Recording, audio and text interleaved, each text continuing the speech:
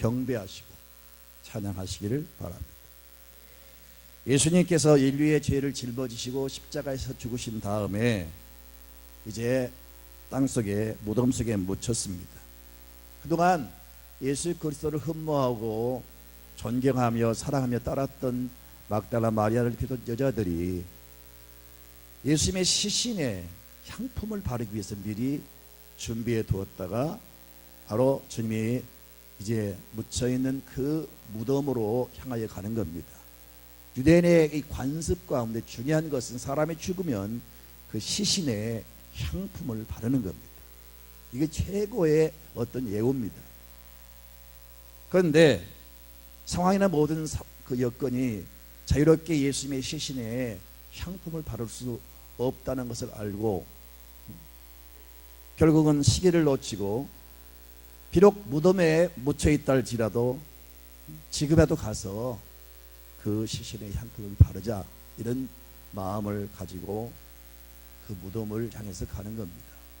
이런 새벽에 그 무덤을 향해서 올라가면서 여자들은 걱정합니다. 이 무덤이 돌로 막혀 있는데 누가 우리를 위해서 이 돌문을 열어주리요. 16장 3절을 보면 그렇게 말하고 있잖아요. 사실은 이 여자들이 올라간다고 해서 쉽게 돌문을 열 수가 없습니다. 그리고 사실은 예수님의 시신에 향품을 바르는 것 별 의미도 없습니다. 그러나 그들은 나름대로 마음에 그것이 예수님을 정말로 경외하는 어떤 표시라고 하는 것을 알고서 누가 시키지 않았지만 그 향품을 바르기 위해서 이제 올라가는데, 그 문제는 돌문입니다. 아무도 열 수 없는 돌문. 사실은 예수님의 그 당시에 끼친 그 영향력으로 인해서 그 제사장을 비롯해서 많은 기득권을 갖고 있는 사람들은 예수님의 무덤이 열리거나, 만약에 제자들이나 기타 예수를 열렬히 따랐던 사람들이 돌문을 열어 제치고 시체를 도둑질해 놓고 예수가 살아나셨다 이렇게 헛소문을 뻗들이면 큰 사회의 어떤 혼란과 어떤 소요가 일어난다는 생각을 가지고 위기의식을 느끼고 철저히 돌문을 봉쇄하기 위해서 아무도 열 수 없도록 로마 황제의 그 권한이 부여된 그 총독 빌라도의 그 허락 없이는 그 돌문을 열 수가 없단 말이에요. 이 모든 사정을 잘 알기 때문에 대단히 걱정하면서 올라갔는데, 놀라운 사실은 무덤문이 열려 있는 겁니다. 조심스럽게 다가보니까 무덤 안에 시체가 없는 거예요. 한쪽에 어떤 흰 옷 입은 청년이 앉아 있는데, 사실은 성경은 청년이라고 말하지만 하나님이 보내신 천사입니다. 깜짝 놀라서 뒷걸음질하는데 그 천사가 말합니다. 청년이 이르되 놀라지 말라. 너희가 십자가에 못 박히신 나사렛 예수를 찾는구나. 그가 살아나셨고 여기 계시지 아니하니라. 보라, 그를 두었던 곳이니라. 가서 그의 제자들과 베드로에게 이르기를 예수께서 너희보다 갈릴리로 가시나니 전에 너희에게 말씀하신 대로 너희가 거기서 배우리라 하라 하는지라. 시신이 없는 거예요. 빈 무덤인 거예요. 그런데 깜짝 놀란 이 여자들에게 예수 그리스도가 살아나셨다는 사실을 지금 알리고 있는 겁니다. 그래서 이 여자들이 가장 먼저 예수님의 부활의 사실을 알고 제자들에게 알렸고, 예수님은 거듭거듭 부활하신 다음에 나타나 주셨습니다. 빈 무덤, 무덤 속에 시체가 없다고 하는 것은 부활을 확증하는 겁니다. 부활의 사실을 분명하게 보여주는 사건입니다. 사랑하는 성도 여러분, 사람들은 다 한 사람 한 사람 이 땅을 떠나서 무덤 속에 지금 갇혀 있습니다. 아무도 그 무덤 문을 열지 못했습니다. 그 누구도 앞으로 열 수가 없을 겁니다.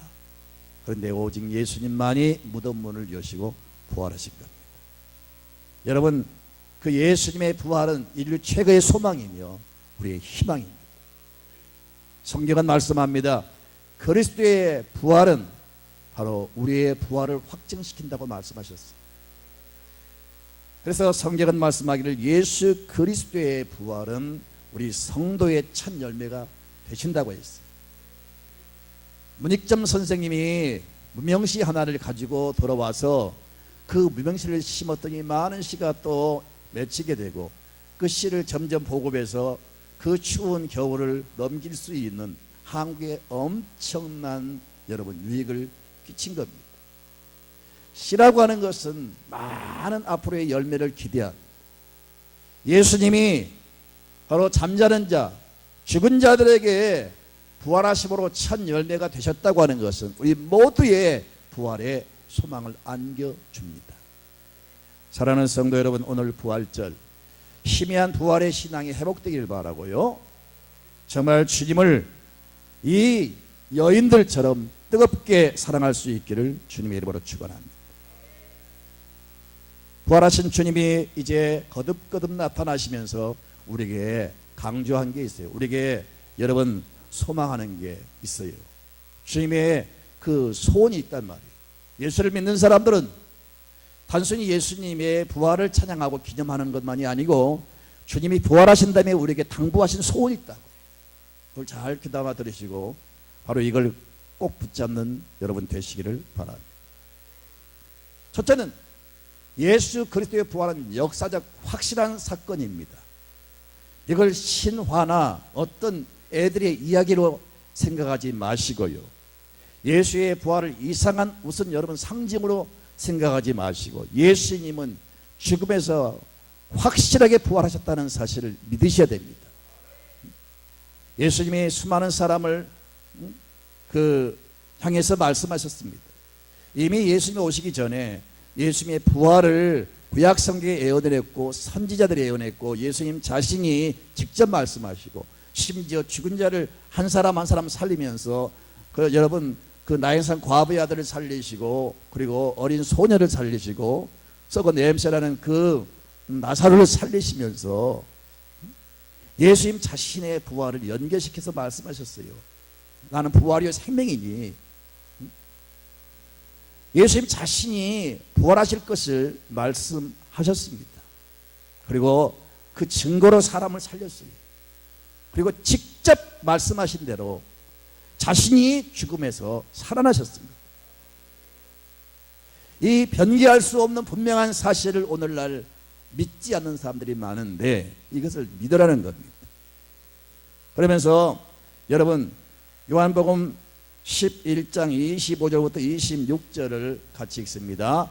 예수께서 이르시되 나는 부활이요 생명이니 나를 믿는 자는 죽어도 살겠고 무릇 살아서 나를 믿는 자는 영원히 죽지 아니하리니 이것을 내가 믿느냐. 주님이 말씀하시기를 이것을 내가 믿느냐라고 말씀합니다. 여러분 이 질문 앞에 아멘입니다라고 여러분 대답하시기 바랍니다. 다시 묻습니다. 이 사실을 이 부활을 너희가 믿느냐. 아멘입니다. 그런데 불행하게도 많은 신자들이 이 부활을 믿지를 않아요. 부활을 믿는다고 해도 그저 지식적으로 이론적으로 믿어요. 확실한 그 부활을 믿지를 못해요. 평양 봉숙교회 가서 그 부활절 날 부활절 설교를 하는 문익한 목사님이 부활을 어떻게 설명한지 아십니까? 예수의 부활은 바로 청계 피복 노조 운동하다가 분신 자살한 누구예요 이제? 전태일 씨가 전태일의 그 정신이 살아나는 것이 부활이다. 어떤 목사님들은 뭐 정의가 부활하고 민주주의가 부활하고 뭐 이런 것이 부활하는 게 부활이라고 설명을 해요. 물론 여러분 인권이 살아나고 정의가 살아나고 민주주의가 살아나고 진실이 살아나고 이런 건 소중한 일이죠. 그러나 예수님의 부활을 그런 식으로 몰고 가서는 안 된다고 말이에요. 그건 그거고 예수님의 부활은 확실한 사건입니다. 우리는 이것을 믿으셔야 됩니다. 다행스러운 것은 저희 늘사랑교회에서는 예수의 피, 예수의 십자가, 고난, 죽음, 부활 그리고 천국 이것을 설교를 통해서 자주 듣습니다. 그러나 죄송하지만 많은 교회들이 이런 설교 안 합니다. 점점 이제는 그런 설교 듣기가 어려울 겁니다. 사랑하는 성도 여러분, 누가 뭐라고 해도 어떤 핍박이 있어도 우리는 예수의 부활을 붙잡아야 됩니다. 부활이 없는 믿음은 아무 의미가 없습니다. 부활의 소망이 없는 믿음은요, 헛것입니다. 숙제를 드리겠는데 여러분 집에 돌아가셔서 고린도전서 15장을 읽으셔야 됩니다. 정확하게 부활을 설명합니다. 만약에 기독교가 부활이 없으면 거짓 종교입니다. 이방 종교와 다를 바가 없습니다. 만약에 부활이 사실이 아니라면 이 종은 지금 거짓말하는 겁니다. 기독교는 거짓 종교입니다. 그러나 이 인류 역사 가운데 수많은 세력들이 예수의 부활을 부인하고 예수의 이 부활을 깨뜨리려고 노력하지만 그 누구도 여러분 감히 이 부활의 사실을 부인할 수가 없습니다. 집요하게 기독교의 생명인 이 부활을 앞으로 도전할 겁니다. 그러나 우리는 절대로 여러분 이 믿음을 포기하지 마시고 부활의 소망을 품기를 바랍니다. 이 사실을 믿으라는 겁니다. 마가복음 16장 12절 이하를 보면 엠마오로 내려간 두 제자입니다. 예수님의 두 제자가 내려가는데 예수님의 부활을 믿지를 못했어요. 그때 예수님이 그들 가운데 나타나셔서 말씀을 풀어주시면서 자신이 부활한 예수라고 하는 것을 보여주셨습니다. 성경에 예수님이 11번 나타나셨어요. 왜 이렇게 거듭거듭 자신의 모습을 보여주셨을까요? 부활의 사실을 보다 확실하게 증거해 주시기 위해서 자신의 모습을 보여준 것보다 더 확실한 게 어디가 있겠어요? 그래서 계속 예수님은 자신의 모습을 보여주셨어요. 부인할 수 없는 사건인 줄로 믿습니다. 요한복음 20장 27절 이하를 보면요, 예수님이 이제 제자들이 나타나셨잖아요. 그때 그 자리에 도마가 없었어요. 도마는 예수님의 제자죠. 도마가 돌아왔습니다. 아, 우리가 예수님 만났다. 부활하신 주님이 우리 가운데 나타나셨다. 그러니까 이 도마가 믿지를 않는 거예요. 예수님이 말씀하셨고 예수님을 보았던 제자들이 지금 증거를 하고 있는데도 믿지를 않는 거예요. 그때 예수님이 다시 또 나타나셔서 그 의심한 도마에게 말씀하십니다. 내 손가락을 이리 내밀어 내 손을 보고 내 손을 내밀어 내 옆구리에 넣어보라. 그리하여 믿음이 없는 자가 되지 말고 믿는 자가 되어라. 의심 많은 도마와 같은 사람들이 가운데 있다면 이 도마가 처음에는 의심했지만 부활하신 주님을 직접 뵙고 자기의 생명을 이제